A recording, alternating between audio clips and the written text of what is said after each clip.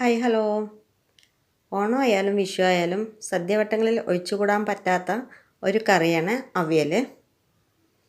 അപ്പോൾ ഈ അവിയൽ എങ്ങനെ ചെയ്തെടുക്കുന്നതെന്ന് നമുക്ക് നോക്കാം. അതിനു വേണ്ടി ഞാൻ കുറച്ച് പച്ചക്കറി എടുത്തിട്ടുണ്ട്. ഇതിലേക്ക് നമുക്ക് മുരിങ്ങക്കായ് വേണമെങ്കിലും ചേർത്ത് കൊടുക്കാം.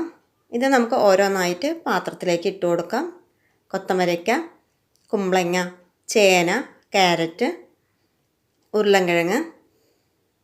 ഇതിലേക്ക് ഒരല്പം മഞ്ഞൾപ്പൊടി, എരിവിന് ആവശ്യമുള്ള ഒരല്പം മുളക് പൊടി, കുറച്ച് ഉപ്പ്, കുറച്ച് വെള്ളം കൂടെ ഒഴിച്ച് നമ്മൾ നല്ലപോലെ ഒന്ന് മിക്സ് ചെയ്തതിന് ശേഷം നമുക്കിത് വേകാനായിട്ട് വെക്കാം. ഇതിനൊരു അരപ്പ് റെഡിയാക്കാനായിട്ട് ഒരു മുറി നാളികേരത്തിലേക്ക് ചെറുജീരകം, പച്ചമുളക്, 2-3 ചെറിയുള്ളി, ഒരല്ലി വെളുത്തുള്ളി, നമുക്കിതൊന്ന് ചതച്ചെടുക്കാം. കായെല്ലാം വേവായി വന്നിട്ടുണ്ട്. ഇത് നമ്മൾ നല്ലപോലെ ഒന്ന് മിക്സ് ചെയ്തെടുക്കണം. ഇതിനധികം വെള്ളം വെക്കരുത്. വെള്ളം വെച്ചു എന്ന് വെച്ചാൽ ഉടഞ്ഞു പോകുക. ഇനി നമുക്ക് ഈ അരപ്പുണ്ടല്ലോ ഇത് ഈ അവിയലിലേക്ക് ചേർത്ത് കൊടുക്കാം.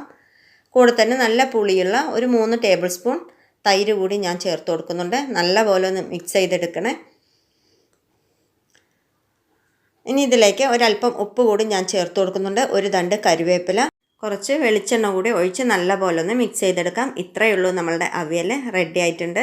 നമുക്ക് വേണ്ട പച്ചക്കറികൾ ഏതാണെങ്കിലും ഉപയോഗിക്കാം. തൈരിന് പകരം നമ്മൾ നല്ല പുളിയുള്ള മാങ്ങ ഉണ്ടെങ്കിൽ നമ്മൾ മാങ്ങ ചേർത്ത് കൊടുക്കാം കേട്ടോ. മഞ്ഞൾപ്പൊടി ചേർക്കാതെയും നമുക്ക് ഈ അവിയൽ റെഡിയാക്കിയെടുക്കാം.